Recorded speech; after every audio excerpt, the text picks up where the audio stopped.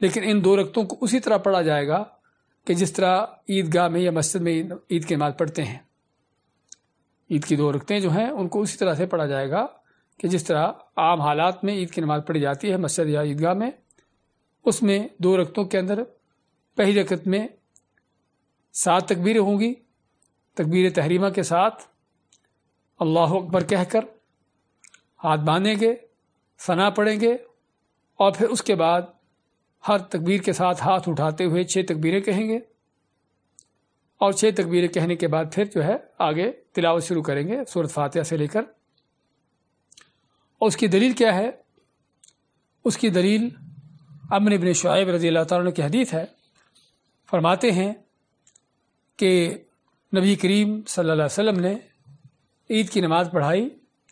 تو آپ نے عید کی نماز میں 12 تکبیریں کہیں. 7 تکبیریں پہلی رکعت میں تکبیر اولیٰ کے ساتھ یعنی تکبیر تحریمہ کے ساتھ، اور 5 تکبیریں دوسری رکعت میں. اور ثنا پڑھنے کے حوالے سے بھی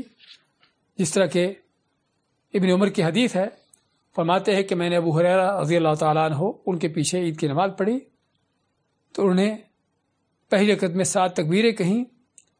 تلاوت کرنے سے پہلے. ہاں یہ بھی ہمارے ہاں اختلافات پائے جاتے ہیں کہ تکبیریں کب کہیں گے.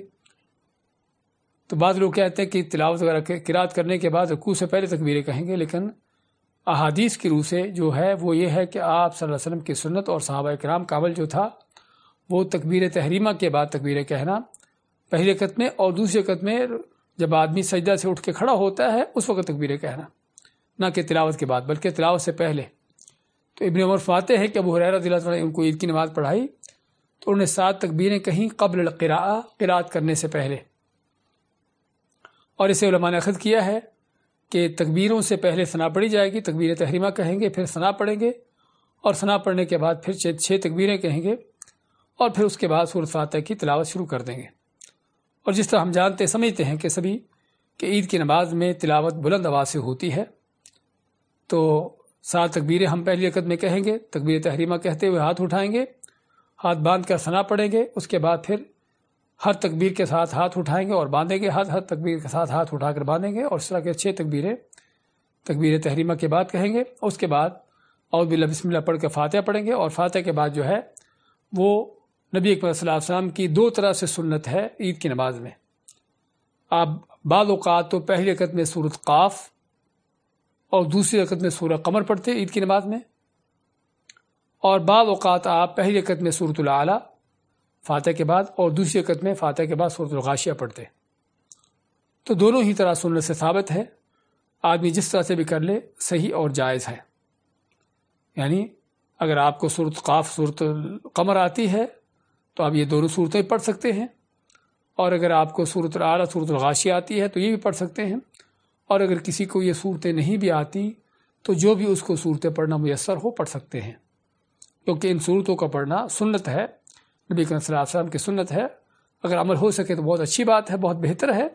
لیکن اگر کسی کو یاد نہ ہو تو جو بھی اس کو قرآن کی صورتیں آیتیں یاد ہوں پڑھ سکتے ہیں. تو بات کر رہے تھے اس طرح سے پہلی رکعت تکبیر تحریمہ کے بعد 6 تکبیریں کہیں گے، فاتحہ پڑھیں گے، اس کے بعد سورۃ الاعلیٰ یا سورۃ قاف پڑھیں گے،